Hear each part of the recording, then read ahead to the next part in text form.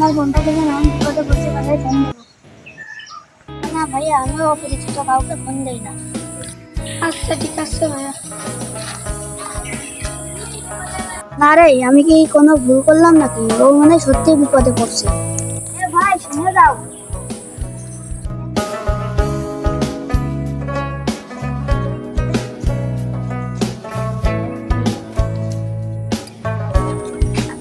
ধন্যবাদ ভাই, তাইলে আমি আসি।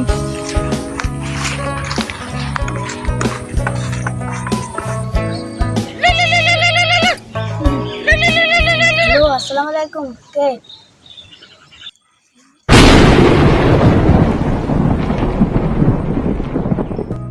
তো বন্ধুরা, কে ফোন দিয়েছিল তাকে এবং কি বলল তার জন্য সে ঘাবড়ে গেল, এই পুরো গল্পটি জানতে আমাদের সাথে যুক্ত থাকুন।